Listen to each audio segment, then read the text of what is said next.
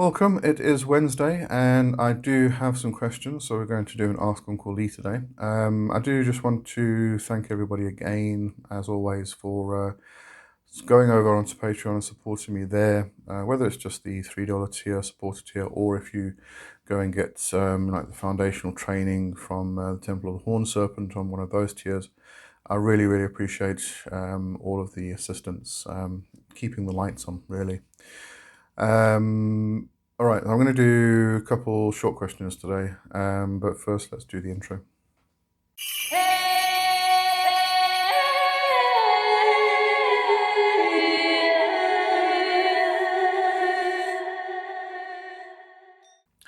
All right, so the first question is from at Crackbite. They said I have a question on my mind for quite some time and couldn't find an answer about Enns. Is there any translation for each demon's enchanting, or at least for any one of them? Because I would never use something that I don't ever know what I'm saying. Maybe you chant an insult to their mum and hope you get help, like you know what I mean. I was trying to find a translation for Belial's N with the Google tool, which was pretty funny though, but as you consider, not at all reliable. I came up with my own belief of what his N means so far, but yes, getting some reliable translation would be cool. All right, so the best place to go is to S. Connolly's first book, the complete book of demonology, and you'll find some translations. And Connolly does say it's a bit in a book called the Enns Dictionary. It is very short, and she does say the following definitions were received from an ascension with Delapattore. These are the only N-related words we have been able to define so far. It's terribly short, I know. Just want to actually check. I mean, this book was published 10 years ago, I think. Let me just double. No, no longer. First published in 1997. And I think there was an update in 2005. So let's just say 2005, and that's 20 years. So, within 20 years, I think we can probably safely say that some people have done some more ascension work and have come up with more translations. I'm not sure where they are. I haven't gone looking for them myself. But this is a very short dictionary. She does, however, go on to say after that, it's a little title to the section, I don't have an N I need, what do I do? And she said this question comes up a lot, believe it or not. Your best bet is to design an invocation of your own, such as Lord Paimon, I seek you, please attend this rite. This is a perfectly acceptable example of how to create your own invocation. Just remember to always be kind and respectful. Do not command the demons. The reason for this will be explained in the section discussing proper invocation. All right, so I mean, you got to also remember. I mean, before Connolly started publishing her books and this whole idea of Enns in the first place. These didn't exist in public forums, on social media and things like that, where people can actually, or even in books. None of this was mentioned. I mean, we just said prayers, we did invocations to the spirits. So these things, this is actually fairly new for all of us. So this isn't actually necessary. You don't actually need an N. It's great. It's nice. It's like chanting a mantra to a Hindu god.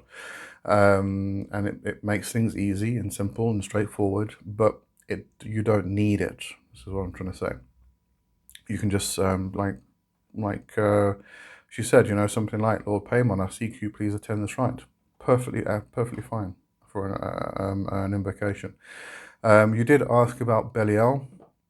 So that would be Lirach is earth. Lirach Tessa Vefa Welek. Vefa is this, Welek is soil. Tassa is protect, I think. Yes, protect. So that would really translate to um, protect Earth, protect this soil, Belial, something to that effect. I'm sure I can actually find it in here. Oh, yes, here it is. So direct translation of Lirak Tassa Vefa Welik Belial is Earth protect the soil, Lord Belial. That's what it is. Okay, so you can get a very basic dictionary. As I said, there are probably people who have come up with more translations, but there's two things to remember here. One, you don't need them. You can just create a sentence, which is just a simple invocation, a call. And, if it's as simple as the example given for Paymon, you can just repeat that instead of an N.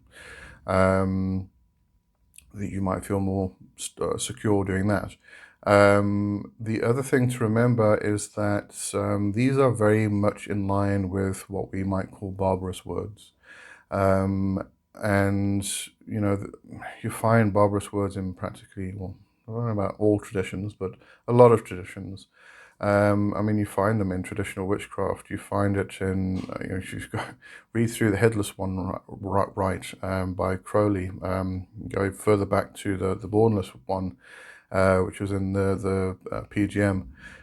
You've got this language that comes up, Enochian. I mean, Enochian, they did go a bit further and they actually sat with the angels and they got translations of words and the whole alphabet and everything else. So that went a little bit further, which is what some people are doing with, the Enns.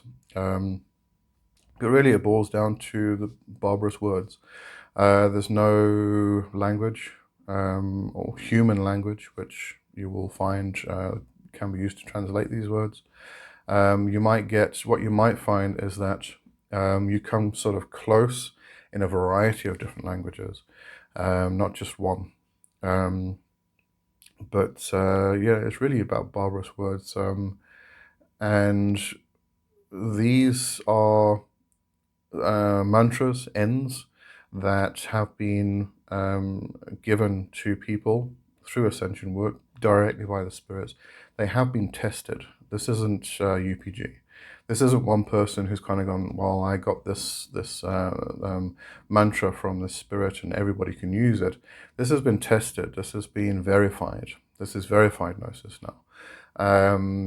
So, just be careful of somebody who does kind of say, well, I got this mantra or this N from a spirit and nobody's tested it but that person. And testing is a whole long process that can take a very, very long time, years in fact, because a lot of people have to actually test it and go directly to the spirit and all of these things. But yeah, really, it's these you're not going to be insulting anybody's mum. Let's put it that way. They're there. It's there. It's been tested. It's been verified, and everything else. All right, but that's what we have thus far, as I know. But as I said, I mean that the book was written, probably revised 20 years ago, and since then there's probably been more progress on that front. All right, so carrying on now. This one is from, the handle is sbob-df2ls. Hi Lee, I have a question. Is it possible to do psychic warfare baneful work without knowing the target's real name or having any picture of them? They hide behind a mask or persona. And what are the available ways to work around this? Thank you in advance. Yes, you can. There's plenty of examples of this actually. And usually it is, instead of writing, if you want to, usually if you've got a spell where you write the person's name, instead of writing the person's name, you call them attacker or the person, something which represents to you that person, or it can even sometimes be a group of people or a body, a corporation, an organization, and you may not have the name. You don't, you are being attacked, but there's no way of discerning or divining the actual name of the person and finding out. But the attack's definitely there. Something or somebody is attacking you. You just don't know. You can't put a name to the actual energy that's coming through. So you can just say the person who is attacking me, my attacker, something like that. And that gives it kind of a hook to aim, or to aim the energy.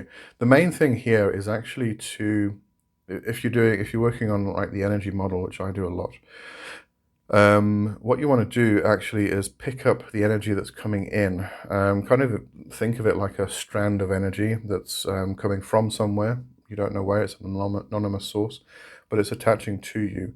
And kind of picking up on that energy and then sending energy back along that line of energy.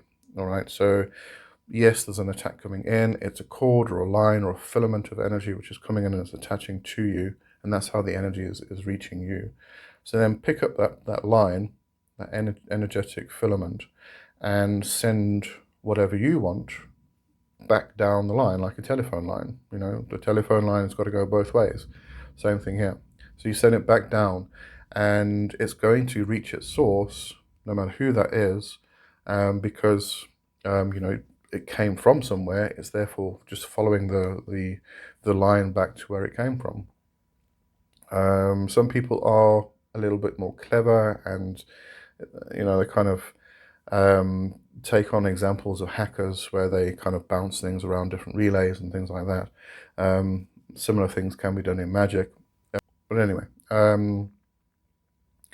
yeah, no, people are usually a bit dumb when it comes to these things, unless, you know, it is you've threatened or actually attacked their mother or child or something like that. You know, then it's justified that you get an attack back. But usually these attacks are just by silly little people, so they don't really think of things like that. So just send it back along the line of energy that it's coming in from, and it'll reach its target. That's usually the best way to do work like this. Just send it back to its source. And it usually, when you're doing counterattack or counter cursing or counter magic or anything like that, it usually is about taking what's coming in, what's being given to you, and just sending it back, and you can multiply its effects, and then just send it back along the line to the source from where it came from. And you don't need to know the person's name then. Yeah, so it really is just the source of where it came from. Okay, hope that helps. And I'm going to end today's little video. I'll see you next time. Have a good one. Cheers for now. Bye bye.